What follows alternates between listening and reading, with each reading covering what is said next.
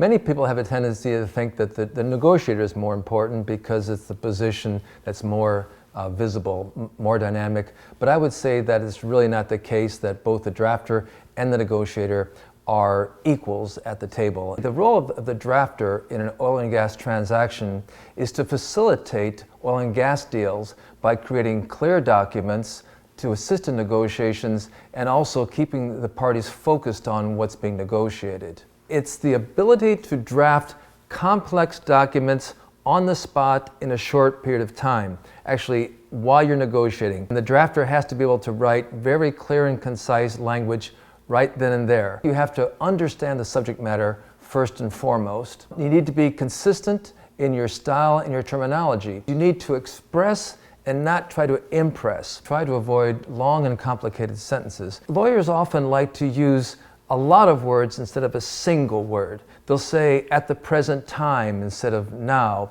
or "despite the fact that" instead of "although."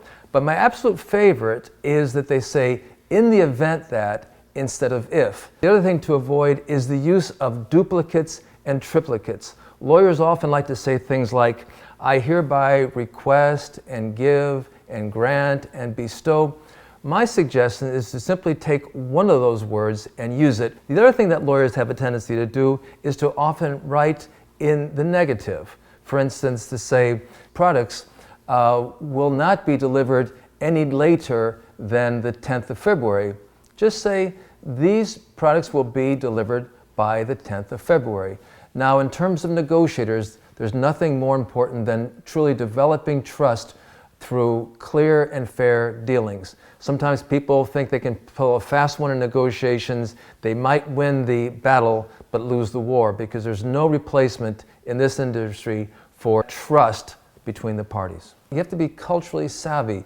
If you're going to do some negotiations, know something about the culture and the country you're visiting. Have an open mind. Don't see things just in the framework of your own culture and your own background. Learn how to share whatever it is that's being negotiated and not try to do a win-lose approach. A lot of times negotiators have the tendency just to wing it, but there's nothing more important than really good preparation.